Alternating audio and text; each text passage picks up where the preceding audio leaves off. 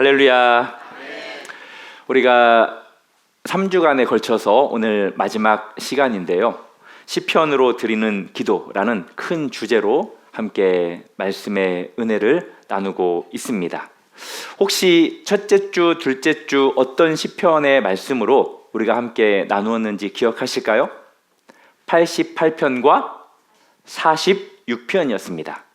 88편은 이제 해만이 하나님께서 응답하지 않는 그러한 어둠 속에서도 매일 두 손을 들고 하나님 앞에 기도를 멈추지 않았다라는 내용에 대해서 저희들이 살펴봤습니다. 그러니까 우리가 응답 없는 것, 이것이 절망이 아니라 진짜 절망은 기도를 멈추는 것이라는 거예요. 그래서 기도를 멈추지 말아야 한다라는 것에 대해서 저희가 88편을 통해서 살펴봤고요. 46편에서는 이 세상의 것들은 흔들린다는 거예요. 땅이 변하고 또 세상이 흔들리지만 하나님은 우리의 피난처 되시고 하나님은 흔들리지 않는 그러한 분이시다. 그렇기 때문에 흔들릴 것, 세상의 것을 우리가 붙들고 세상에서 피난처를 찾는 것이 아니라 흔들리지 않는, 요동하지 않는 산성과 같으신 그 하나님을 우리가 피난처로 삼고 기도해야 된다라는 것에 대해서 함께 살펴보았습니다. 기억나시나요?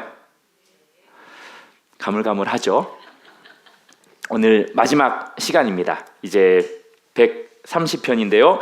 먼저 이 시편의 배경을 잠깐 살펴보도록 하겠습니다. 혹시 표제가 어떻게 기록이 되어 있습니까? 네, 맞아요. 유대인들이 예루살렘을 향해서 발걸음을 옮기면서 부르던 그 순례의 노래 중에 하나가 바로 오늘 이 시입니다. 그런데 올라가면서 부르는 이 노래가 어디에서 시작을 합니까? 1절에 보면은 깊은 곳에서 시작하는 것을 보게 됩니다. 뭐 깊은 곳이라고 하면 우리 성도님들은 어떤 것이 생각이 날까요? 그것 아닙니다. 여기에서 말하는 깊은 곳, 이것은 단수가 아닌 복수로 사용된 명칭입니다. 이 깊은 곳이라는 것은 한 겹의 어두움이 아니라 여러 겹, 층층이 쌓인 그러한 깊음을 의미하는 거예요. 혹시 너무나도 잘 아는 사자성어 가운데 눈 위에 서리가 더해진다라는 사자성어 아시죠? 예, 설상가상. 그리고 어려운 일이 계속 일어나는 것을 우리가 그냥 어떻게 표현하냐면 엎친 데 덮친 격이다 라고 표현하잖아요. 제가 며칠 전에 한 집사님하고 전화 통화를 했습니다. 상당히 힘든 시간을 좀 보냈어요. 그래서 집사님 참 아프고 고통스러운 그 시간 보내느라고 애쓰셨습니다 라고 제가 인사를 드렸어요. 그리고 나서 추가적으로 또 안 좋은 소식이 있더라고요. 아드님께서 발목을 다치셨다면서요 라고 했더니 집사님께서 그런 말씀을 하시더라고요. 어려운 일은 계속해서 파도처럼 밀려오더라. 그러면서 하시는 말씀이 견뎌야죠 라고 그렇게 믿음의 고백을 하시더라고요. 얼마나 감사하던지. 우리가 살다 보면은 어려운 일은 한 번 왔다가 사라지는 게 아니더라고요. 보편적으로 보면은 평안한 시간을 보내다가 어려운 일이 하나 생기면 그 다음에 계속해서 파도처럼 그렇게 밀려오는 경우가 참 많이 있어요. 그렇기 때문에 어려운 일 하나 딱 생겼을 때 낙심하지 마시고 그때는 더 긴장하셔야 됩니다. 더 기도하셔야 돼요. 믿으십니까? 또 찾아올 그러한 환난이 있을지 모르기 때문에 그 집사님의 그 고백, 어려운 일이 몰려서 오더라. 견뎌야죠. 하나님이 이기게 해주실 겁니다. 라는 이 전화통화가 오늘 말씀을 준비하면서 생각이 나더라고요. 주석가들은 이 깊은 곳을 크게 두 가지로 설명을 합니다. 하나는 외적 환경에 대한 깊음을 이야기를 하고 또 하나는 내적 영혼의 깊음을 의미하는 거예요. 외적인 것은 뭐 전쟁, 그리고 고난, 질병, 뭐 바벨론의 포로, 뭐 이러한 것들을 의미하는 거고, 내적인 것은 죄책감, 수치, 그리고 하나님과의 단절, 이러한 것들로 해석을 합니다. 그러나 우리는 굳이 뭐 이렇게 둘로 나눌 필요는 없는 것 같아요. 그리고 시편 이 130편 3절 4절에서 곧바로 이 시인은 어떤 것에 대해서 이야기를 하냐면 죄와 용서에 대해서 이야기를 합니다. 이 깊은 곳은 단순한 고난의 자리가 아니에요. 이 시인이 고백하는 것은 죄와 연약함으로 인해서 하나님 앞에 도저히 설 수 없는 그러한 자각의 자리를 지금 깊은 곳이다 라고 말하고 있는 겁니다. 그곳에서 이 시인은 어떻게 반응했냐면 가만히 있었던 게 아닙니다. 낙심하거나 좌절한 것도 아니에요. 부르짖습니다. 2절에서 보면은 여호와여 내 소리를 들으시며 나의 부르짖는 소리에 귀를 기울이소서. 시인이 원하는 것은 자신이 부르짖는 그 소리가, 그 기도가 그냥 허공에 흩어지지 않기를 바랬습니다. 이것은 우리의 바람이기도 하죠. 누군가 이 소리를 듣고 자신의 소리에 반응해 주기를 원했습니다. 그 누군가가 누굽니까? 하나님이죠. 그리고 이 시편 88편과 완전히 다른 이유를 여기에서 우리가 확인할 수 있습니다. 88편은 해만의 노래잖아요. 해만도 부르짖었습니다. 그런데 88편은 무엇으로 끝난다고 그랬죠? 어둠으로 끝난다고 그랬습니다. 그러나 오늘 이 130편의 시인은 한 걸음 더 나아갑니다. 하나님이 들으실 것을 알고 기대하고 품고 그렇게 부르짖었어요.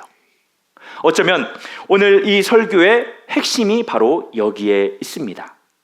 하나님은 깊은 곳에 있는 우리의 기도를 들으시지 않는 분이라고 해서 우리가 침묵한다면 그것은 절망에 빠지는 일이에요. 반대로 우리의 기도를 깊은 곳에서 부르짖는 우리의 기도를 하나님이 들으신다라는 그 확신을 가지고 하나님 앞에 부르짖는다면 그것은 하나님이 기뻐하시는 기도가 된다라는 사실을 우리 성도님들 기억하시기를 바랍니다. 깊은 곳에 있더라도 그곳에서 우리의 기도가 절대 죽지 않는다라는 거예요. 깊은 곳이 우리의 기도를 죽이지 못한다라는 사실을 기억하셔야 됩니다. 혹시 이 자리에 계신 분들 가운데 깊은 곳에 있는 분이 있습니까? 그 깊은 곳에서 무엇을 열어야 될까요? 입을 열어야 됩니다. 한번 웃어보시겠습니까? 네, 입을 열어야 돼요. 바로 이것이 기도의 시작이기 때문입니다. 3절에서 시인은 아주 놀라운 고백을 해요. 여호와여 주께서 죄악을 지켜보실진대 주여 누가 서리이까.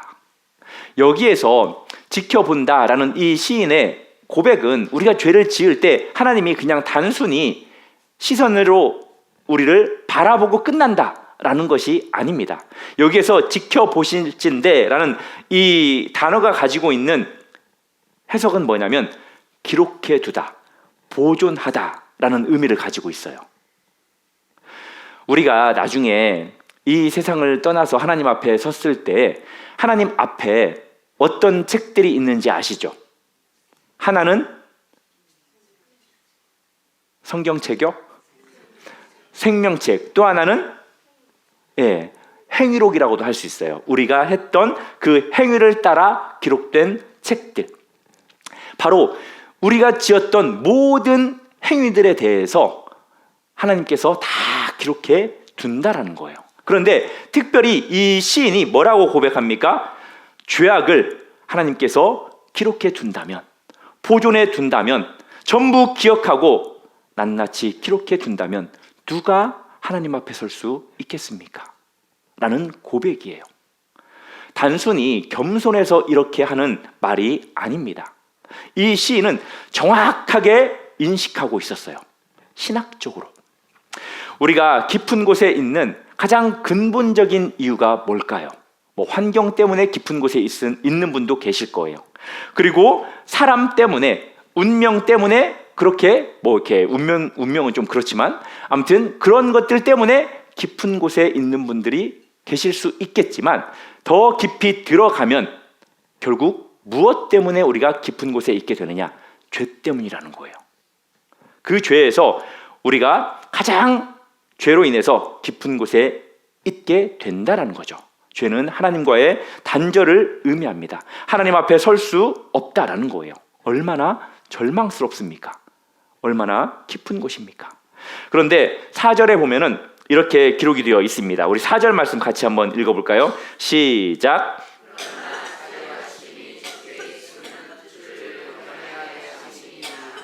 아멘. 어떤 접속사가 나오죠? 그러나라는 접속사가 나옵니다. 앞에 절망을 완전히 뒤집는 그러한 반전의 접속사죠. 여기에서 보면은 사유하심, 이것은 이제 구약에서 보면은 전체적으로 단 3곳에만 사용이 돼요. 오늘 본문과 느헤미야 9장 17절과 다니엘 9장 9절에서 사용이 됩니다. 3곳 모두 하나님께서 용서해 주시는 분이다 라고 이제 기록이 되어 있는데, 하나님만이 하실 수 있는 그 절대적인 용서에 대해서 표현하고 있습니다. 이제 이 말씀을 잠깐 살펴보면 우리가 그것을 더 잘 느낄 수가 있는데요. 먼저 느헤미야 9장 17절 말씀 좀 긴데요. 우리 같이 한번 읽어보겠습니다. 시작. 거역하며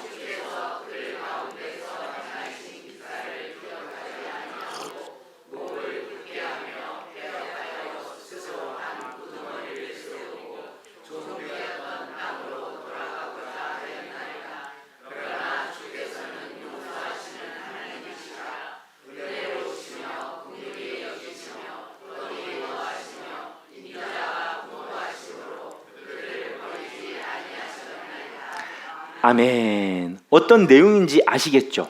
하나님께서 400년이 넘는 그 오랜 시간 동안 종살이하고 있었던 이스라엘 백성들을 출애굽 시켰습니다. 홍해에서, 광야에서 수많은 기적들을 보여줬어요.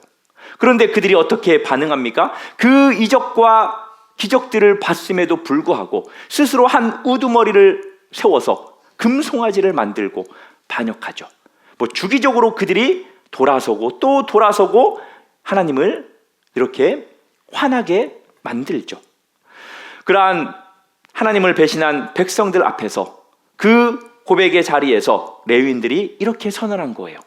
주께서는 용서하시는 하나님이시라. 은혜로우시며 긍휼이 많으시며 더디 노하시며 인자가 풍부하심으로 그들을 버리지 아니하셨나이다. 배신을 반복한 그 백성에게도 버리지 않으신 하나님이라는 거예요.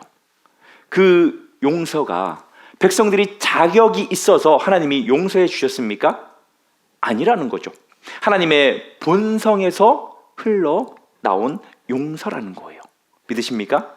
그리고 다니엘서 9장 9절에 보면 이렇게 기록이 되어 있습니다. 주 우리 하나님께는 긍휼과 용서하심이 있사오니 이는 우리가 주께 패역하였음이오며. 다니엘은 포로지 바벨론에서 온 민족의 죄를 대신 고백하며 하나님 앞에 엎드립니다. 그는 자신이 죄인됨을 먼저 하나님 앞에 고백해요. 그리고 이스라엘 백성들이 패역했음을 그렇게 고백합니다. 여기도 마찬가지예요. 이 백성들이 용서받을 그러한 자격이 없음에도 불구하고 다니엘은 하나님께 기댑니다. 우리가 패역했다는 그 고백 위에서 하나님의 용서하심을 다니엘이 지금 구하고 있는 겁니다. 이스라엘의 패역 얼마나 심합니까? 참 그들의 악함은 말로 다 할 수 없어요. 성경을 보면은 참 당황스럽죠. 그럼에도 불구하고 그들의 악함과 그들의 패역이 하나님의 그 용서를 없애지 못했다, 막지 못했다라는 거예요. 사랑하는 성도 여러분, 용서는 결국 하나님의 용서는 우리에게 출발점이 있지 않다라는 거예요. 출발점은 누구에게 있습니까? 하나님 자신에게 있다라는 것을 기억하시기를 바랍니다. 느헤미야 9장 같은 경우에는 반복적으로 배신한 그러한 공동체의 자리였어요. 그리고 다니엘서 9장 같은 경우에는 포로 중에 엎드린 개인의 자리였습니다. 그리고 오늘 이 130편은 깊은 곳에서 부르짖는 시인의 자리였어요. 공동체나 아니면 개인의 자리나 시인의 자리나 모두 다 자격이 없어요. 그렇지만 셋 다 하나님의 사유하심이 선언되고 있음을 우리가 보게 됩니다. 그러니까 이 용서는 인간의 노력으로 얻어지는 것이 아니라는 거예요. 깊은 후회로 어마어마한 눈물과 통곡으로 얻어지는 게 획득되어지는 것도 아닙니다. 오직 하나님의 성품에서, 하나님의 본성에서부터 흘러나오는 것이어야 된다라는 겁니다. 하나님은 그렇게 우리를 용서하시는 분이라는 거예요. 그런데 4절 끝에서 더 놀라운 말씀이 언급이 됩니다. 주를 경외하게 하려 하심이니라. 왜 하나님이 용서를 해주셨냐? 그것은 우리로 하여금 이 땅에서 더 잘 먹고 잘 살게끔 하기 위해서가 아니라는 거예요. 우리가 가지고 있는 그 죄책감을 덜어주기 위해서 용서해 주시는 것도 아니라는 겁니다. 하나님께서 우리를 용서해 주시는 것은 우리로 하여금 하나님을 무엇하게 하려고요? 경외하게 하려고 하신다라는 거예요. 여기에서 말하는 경외는 단순히 우리가 하나님을 두려워하게끔 한다라는 의미가 아닙니다. 우리가 이 경외를 살펴보기 위해서 한 가지 율법을 좀 생각해 봐야 돼요. 율법이라는 것은 어떤 겁니까? 우리로 하여금 죄인됨을 알게 하는 거죠. 그러니까 이 율법은 결국 인간에게 무엇을 가져다 주냐면 두려움을 가져다 줘요. 그렇지 않습니까? 내가 이 죄를 지으면 하나님한테 벌받게 될 텐데, 어쩌면 죽을지도 모르는데 라는 그러한 두려움을 갖게 만든다는 거죠. 우리가 이 옷을 입고 지금 바깥을 걸어가고 있을 때 강한 바람이 불면 우리가 옷을 여밉니까? 옷을 벗습니까? 여미죠. 그러기에 바로 율법과 같다라는 거예요. 바람이 율법처럼 제가 설명을 한 거죠. 그런데 따뜻하게 해가 우리에게 비치면 우리는 여밉니까? 벗습니까? 그게 바로 하나님의 사랑이라는 거예요. 하나님의 용서라는 거죠. 주님께서 그렇게 우리를 용서하신 것은 하나님을 경외하게끔 하기 위함이라는 거예요. 칼빈은 이 부분에 대해서 이렇게 이야기했습니다. 율법 아래서는 죄인이 하나님에게서 도망친다. 그러나 복음 아래서는 죄인이 하나님에게로 달려온다. 그 달려오게 하는 힘은 바로 다른 것이 아니라 용서다라는 거예요. 하나님께 용서받은 자, 하나님께 사랑받은 자는 하나님을 안고 하나님께 안기고 또 하나님을 더 가까이 하는 자가 된다라는 거예요. 그렇게 하나님을 가까이 하게끔 하기 위해서, 하나님을 사랑하게끔 하기 위해서 우리가 지은 그 죄를 하나님께서는 사유해 주신다라는 거예요. 나 같은 죄인을 하나님께서 용서해 주셨다라는 거, 그거 생각할 때 우리가 눈물 흘리잖아요. 그러면서 뭐라고 고백합니까? 주님 감사합니다. 저도 주님 사랑합니다. 라고 우리가 고백하잖아요. 예수님께서 하신 여러 가지 비유들 가운데 돌탕 비유 아시죠? 너무나도 잘 알고 있죠. 탕자가 아버지께 돌아간 것은 자신이 깨끗해졌을 때가 아니죠. 왜 웃으시죠? 그가 가장 더럽고 냄새나는 그 돼지 우리에서부터 돌아가기 시작했다라는 거예요. 아버지 집에 총이라도 되겠다라는 그 결심을 했습니다. 용서받을 자격을 갖추고 아버지 집에 돌아간 것이 아니죠. 그냥 자신이 처해 있는 그 가장 깊은 그 곳에서 아버지를 향해서 발을 뗀 것뿐입니다. 그런데 아버지 집을 향해서 걸어가고 있는 먼 거리 속에서도 아버지가 그를 알아봤죠. 그리고 그 아들을 향해서 달려가셨습니다. 탕자가 돌아오는 그 발걸음보다 아버지가 달려오는 그 발걸음이 더 빨랐어요. 탕자가 준비했던 그 고백보다도 아버지의 용서가, 아버지의 사랑이 훨씬 더 컸습니다. 깊은 곳이 우리의 힘겹고 어려운 그 깊은 곳이 결국 하나님이 달려오시는 출발점이 된다라는 사실을 우리 성도님들 기억하시기를 바랍니다. 혹시 우리 성도님들 가운데 깊은 곳에 있는 이유가 해결되지 않는 그러한 죄의 짐입니까? 아니면 오래된 수치심입니까? 어떤 것입니까? 그것을 가지고 하나님 앞에 아뢰시기 바랍니다. 하나님께서는 용서 못하실 것이 없어요. 우리에게 사랑하지 못할 것이 없습니다.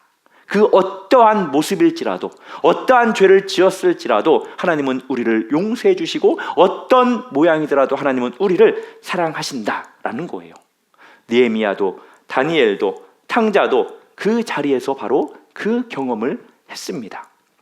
사랑하는 성도 여러분, 하나님의 사유하심은 우리의 깊음보다 더 깊다라는 거예요. 믿으십니까? 이제 5절과 6절 보면은 이 시편의 가장 아름다운 부분이기도 한데요. 같이 5절 6절 읽겠습니다. 시작.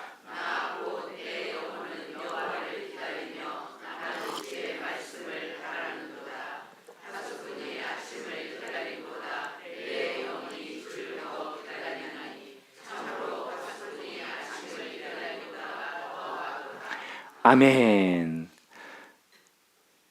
집에 갈 시간을 혹시 더 기다리시는 건 아니겠죠? 여기에서 기다림에는 두 날개가 있다고 표현할 수 있어요. 5절에 보면은 두 가지 기다림이 나란히 이렇게 서 있는데, 한 가지는 말 그대로 간절한 기다림입니다. 간절한 기다림. 이 기다림이라는 단어는 어떤 의미냐면 줄을 당기다, 팽팽하게 늘어나다라는 의미를 가지고 있어요. 줄을 당긴 상태, 팽팽하게 늘어난 상태, 이것에는 어떤 감이 있죠? 땡감, 긴장감. 맞아요. 세 번째는 굳이 말하지 않아도 빨리 답을 하셨습니다. 네, 긴장감이 있죠. 그러니까 단순히 가만히 앉아서 시간을 보낸다는 것이 아닙니다. 온 몸과 마음을 그쪽으로 향해 긴장하는 것, 능동적이고도 간절한 기다림을 의미하는 거예요. 시인이 이 단어를 5절에서 2번 언급을 해요.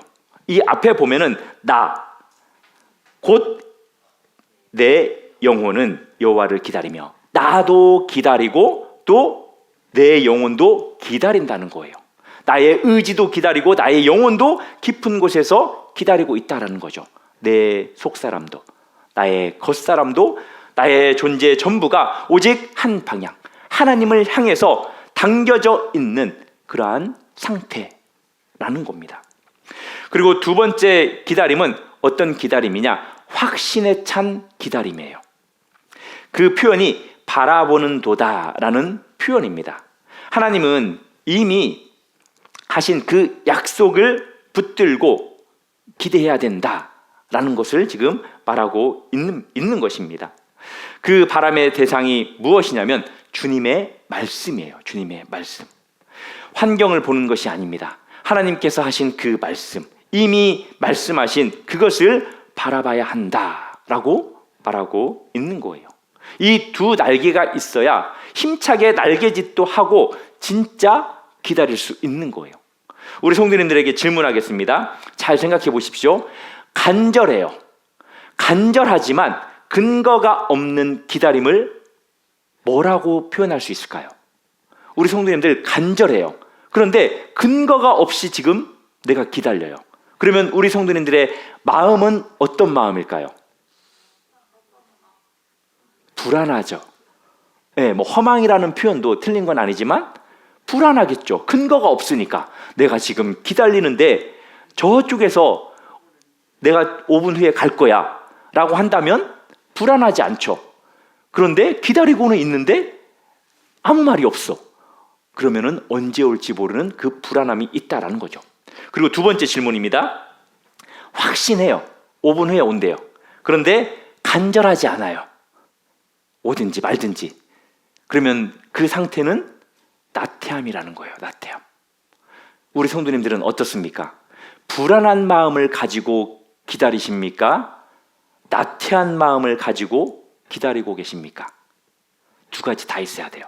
말씀의 근거가 있어야 되고요, 간절함이 있어야 됩니다.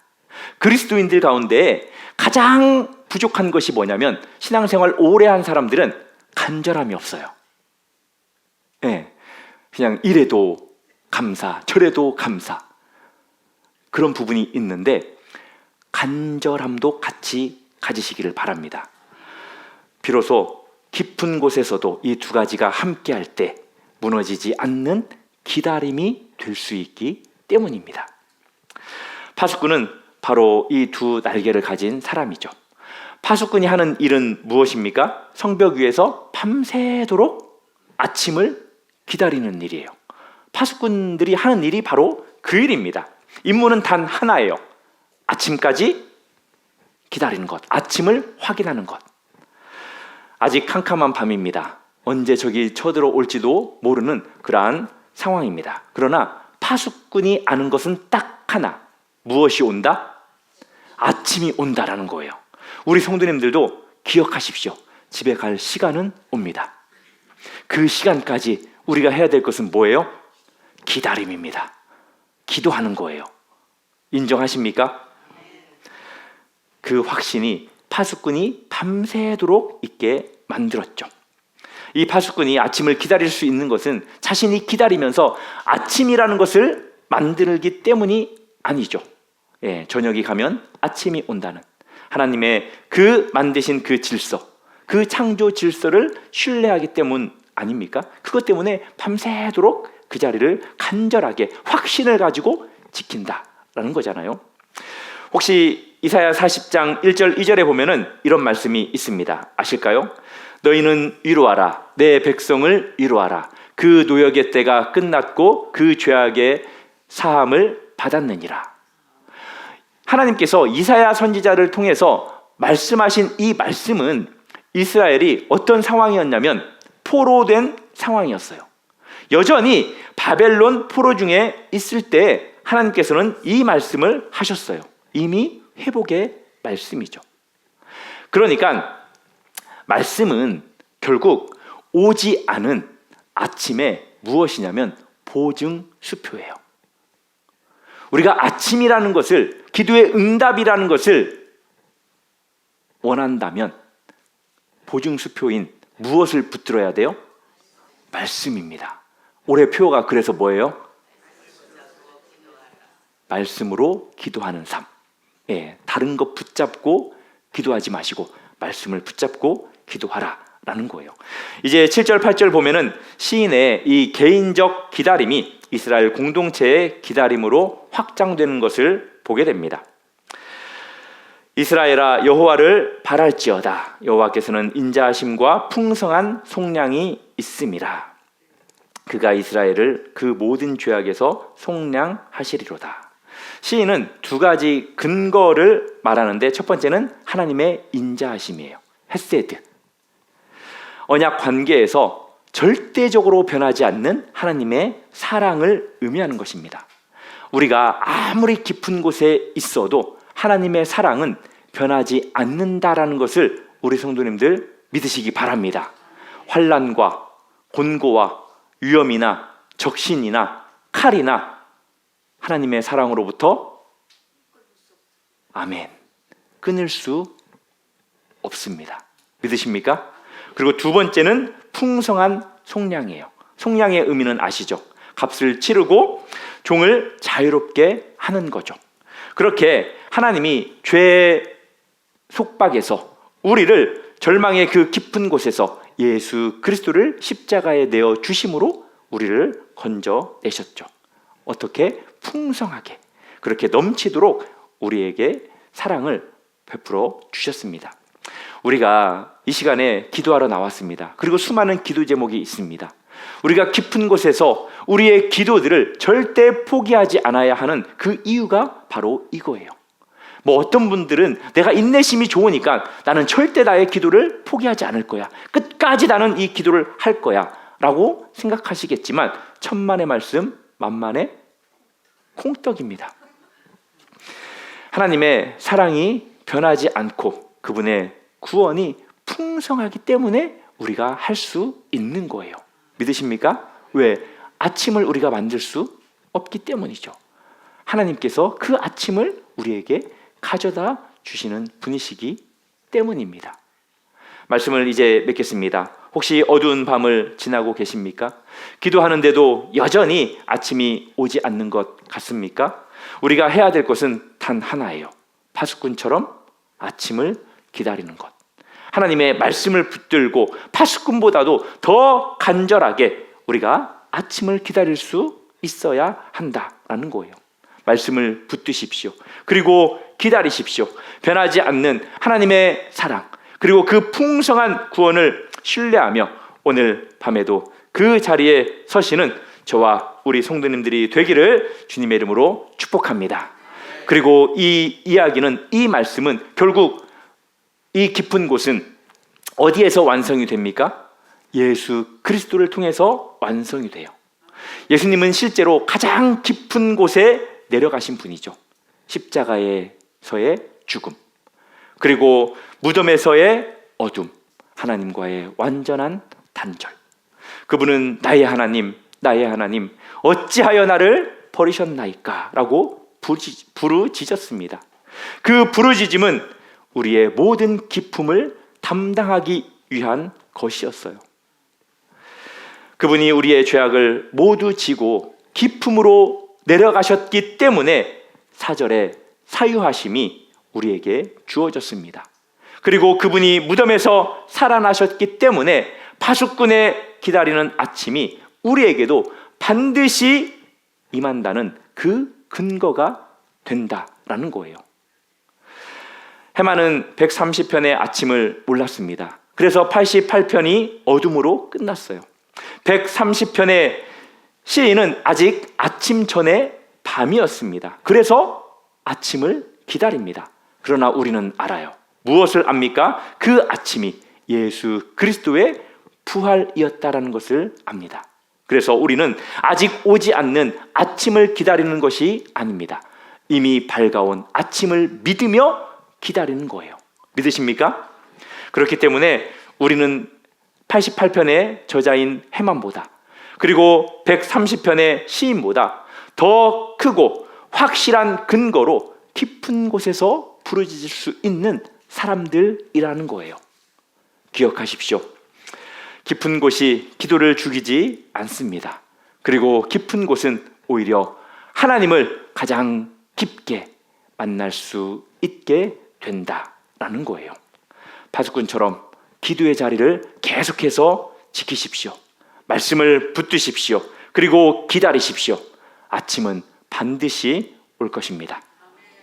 3주 동안의 이 여정이 오늘 끝납니다. 시편으로 드리는 이 기도의 언어로 이제 매일 깊은 곳에서 있는 그 삶 속에서 하나님을 부르는 그러한 삶이 되기를 주님의 이름으로 축복합니다.